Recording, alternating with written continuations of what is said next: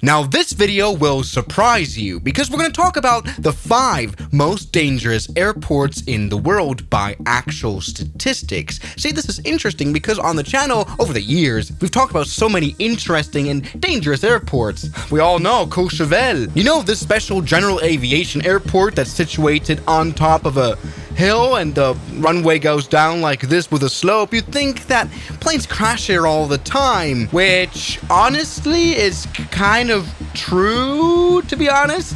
Why? I don't even know. Are using a A320 here? That makes no sense. Yeah, even though this worked, no trouble at all. Yes, but even though this runway on top of a mountain seems very dangerous, only fender benders happen here, with, for example, planes maybe doing a little overrun on a slippery surface and then banking.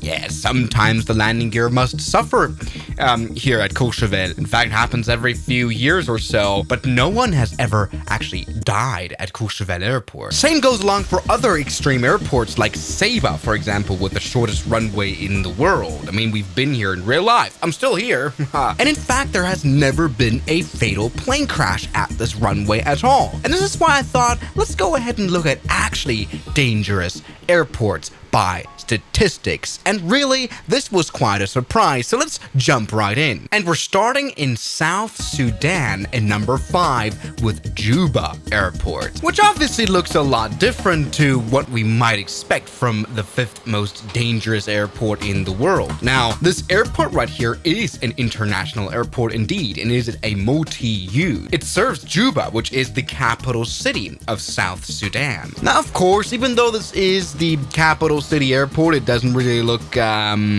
prestigious or anything. We've got a small tower here. We've got some hangar. This seems to be literally the terminal building where people would walk out of the departure into the airplane and go back into arrival when they come back. But still, we're talking about a 10,000 foot long runway here. But nevertheless, Juba Airport had 4 crashes since the year 2000. Yes, how many crashes an airport has had since the year 2000 is kind of the metric that we're going to look at. Like even in January this year, there was a plane crash of this lead turbolet right here. As you can see, we're talking about immense amount of damage. In 2020, an Antonov N26, which looked like this previously, crashed right after departure. It lost height. Previously in 2019, a DHC-8 Q400 overran the runway here.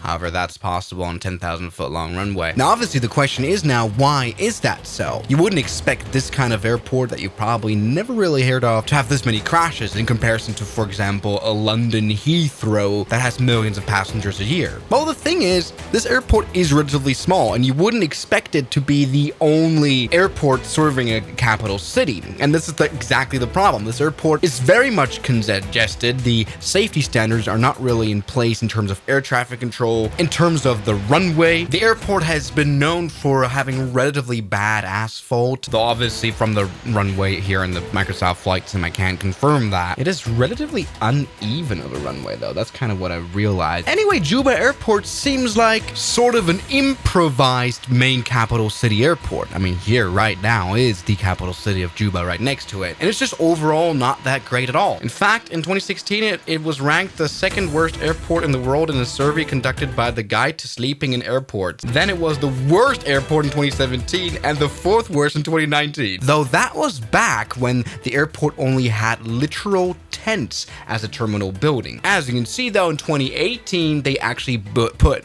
terminal buildings in place and they don't seem to suck as much. Now, how can an airport of a capital city suck this much? Obviously, it was out of political instability. The South Sudanese Civil War happened from 2013 to 2020, halting any work that could be done on upgrading the very upgrade necessary airport. For example, also actual rework on fixing this runway. I mean, look at this runway. It is genuinely not in a good state. Like, I don't even know why in the scenery there are random aircraft just lying around everywhere in fields. Now, it is of course the airport itself and that it's outdated and kind of sucks, but it's also of course the planes that fly here. These incidents that I mentioned, the An-26 for example, mostly were planes planes that were outdated, questionably maintenanced and flown. Obviously, it's never an airport that crashes, it's the actual plane in itself. I hope for South Sudan to become more politically stable and to be able to provide proper safety at the airport of Juba. Now moving on to number 4, and it's the only airport that,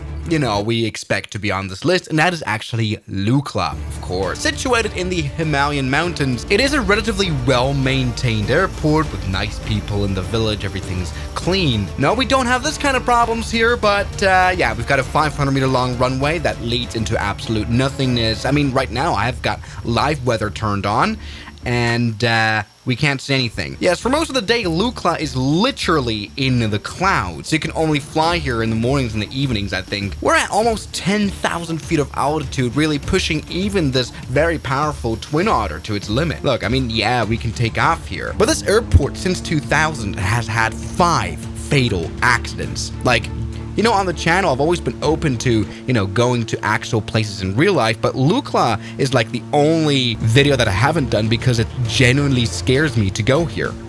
I'm not kidding. Like, look at this. Yes, there we go. We took off, and I'm glad we did. And taking off is not really the big deal. It is more or less landing this Twin Otter down here. Obviously, this runway is also on a mountain. But like, once again, turning on live weather, probably not a good idea at all. Now, here in Nepal, the pilots are trained very, very well for this airport. Not everyone can just fly here. That's true. In fact, this is the only airport on the list that has some sort of a licensing program where pilots that only been flying for a few years are able to actually fly here after doing some tests. But despite that, I can think of multiple crash videos and incidents of passenger planes crashing. The biggest problem is actually undershooting the runway, so crashing into this mountain. But we've done it now. This has been all right. This went well, but in aviation, if something can go wrong, it will go wrong, and it goes there all the time. Like, for example, just imagine we wouldn't have been able to land and a go-around would be needed. That's not possible here. We've got an entire mountain that we're just gonna crash into. This is also a very small airport in itself, of course, as well, with a short, narrow runway. Here's a helipad, and it's happened before that planes would run over and crash into a helicopter. Yes, this can go very ugly, this airport, especially if you end up in a mountain. Now, the thing is, of course, this is kind of an issue you can't really fix. The village of Lukla really needs this airport because it's so remote, you can't really get there otherwise. And what can you do? Make the mountain any longer? Control the weather so that there are less clouds? Okay, maybe, I mean, they do chemtrailing anyway, but there really isn't much you can do about number 4. And for number 3, we're staying in the same country, Nepal. We're going to Tribhuvan International Airport of Kathmandu. And, you know, this airport right here has had 6 big aviation incidents since 2000. And when you look at, you know, the map, you can already kind of see why. Kathmandu as a city is beautiful, and it's surrounded by tall mountains. Very, very, very tall mountains, in fact, on both sides. On this side and also on the other side, meaning that in an airliner, and even though this is a relatively long runway, you can't just fly straight out. Well, most of the time anyway. Here are the departures that you can pull off in an airliner listed, and there are some really quirky ones. I mean, you can go right just after departure, so something that we're doing right now, we're flying off of this relatively bumpy runway, which is, by the way, on some sort of a plateau, because like Kathmandu in itself is quite hilly as well, and so this has been kind of built on a tabletop, and here you can turn right to climb out of the mountains. But an especially quirky one is this one, the Igri 1 Charlie departure, where you turn right and do a circle around the mountains to climb out of them in a less high performance airliner. The approaches are also very interesting. For example, this Arnav Yankee Runway 02 approach, where you do interesting circles to glide down in order not to hit any mountains. Yes, inherently, Kathmandu Airport is already quite interesting. Also, like, look at how it's surrounded by city. Very interesting indeed. And the incidents and accidents page on Wikipedia is quite telling of that. Holy moly, that's a lot. Most of these are a bit of the result of this interesting runway design. We see a lot of skating off runways. We see a lot of tail strikes of even bigger airplanes. In 2015, an A330 by Turkish Airlines veered off the runway. And well, you know, as you can see, I've turned on live weather, which, yeah, tends to not be super good here in Kathmandu either. After all, we're also at 4,500 feet nearly here, We don't have the longest runways, landing in fogs happen all the time, and that's also what happened on the A330 too. Now lots of those fatal crashes happen on the small planes as well. For example, 2011 Buddha Air Flight 103. That was on a small Beechcraft 1900, which crashed because of bad weather. It collided with terrain here. Or Sita Air Flight 601. That was a small Dornier 228. And of course, in terrain like this, everywhere around the world, smaller planes have higher risk of crashing. Now, the most recent and most notable case of a crash was definitely the Soria Airlines Bombardier CRJ 200 crash, which was just last year, which left behind 18 fatalities. Why? Because of wrong V-speeds. The pilots rotated the aircraft too quickly before they actually reached proper speed, which resulted in stalling out. So yes, while Kathmandu Airport isn't necessarily a hellhole, there's a lot of traffic here from very international flights as well. It is one of the most extreme airports you can fly to with a wide-body airliner, and just that pressure alone can lead to a lot of disaster. Though, this is kind of an unfixable issue as well. I mean, what could you do other than maybe expand the runway or get rid of mountains? That's not very possible here. But no, this airport is in no way bad. So let's move on to one that is Goma International, an airport in the Democratic Republic of Congo, which looks like this. Obviously, Goma is quite a large city. 782,000 people live there. And so considering that, this airport may seem quite small in terms of terminal space. Something that doesn't seem small though is the runway. It is 3,000 meters long. But the thing is, it wasn't always like this. See, in 2002, there was a volcanic eruption here, which covered most of the runway. Look at this picture. They quickly built a replacement taxiway here so that you can even reach the terminal and put some markings on the runway, and it stayed in this state for 17 years till 2019. And if you look behind this A320, you kind of really see how that happened. Oh my goodness, that is quite a volcano.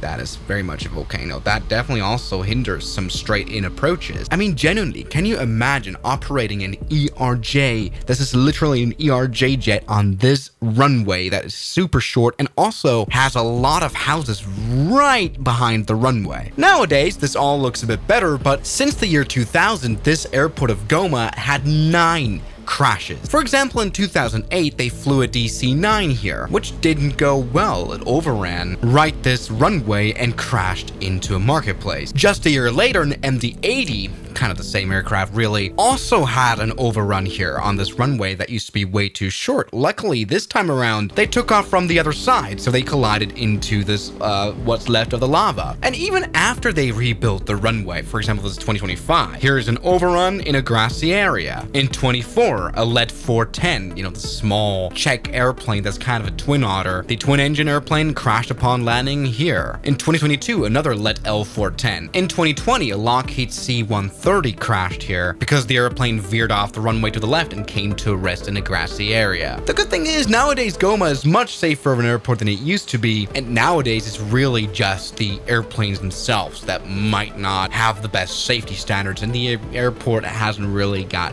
too much to do with it.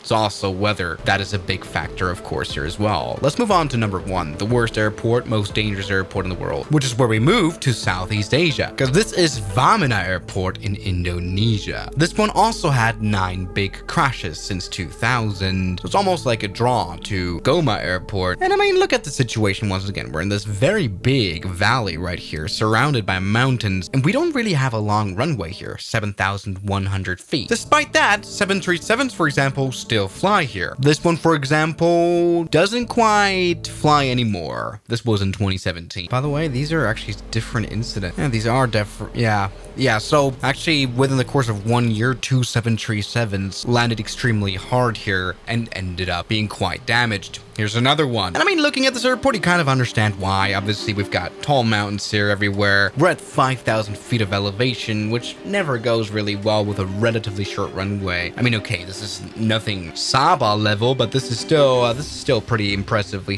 small of a runway. Hey, here's another one here at Wamena Airport. They just keep happening, don't they? And here we go. Let's take off. Doesn't necessarily have any proper systems. We don't have ILS here, which is bad because, you know, weather isn't the easiest factor either. you can very quickly have fog here too. Another big thing is that, of course, lots of cargo planes fly here, and they're often overloaded or don't have the safety standards of big airliners. Though most of these incidents, whether it's hard landings, runway veer off, can be traced back to poor airmanship. And once again, this is kind of a stupid list because yes, the planes are the ones that crash and not the airport. Though all of these 5 airports mentioned here are definitely not easy to fly into if you're a nervous flyer. So everybody, thank you guys so much for watching this video, and I'll see you guys tomorrow as always. Good night. And a special thanks goes out to my members, my supporters, Guns Killer, R27, James Duram, That Dude, Anime Gods of Gaming, Derek, Insider Plane, Nishijitsu Finder, Professional Jamal, Ryland Williams,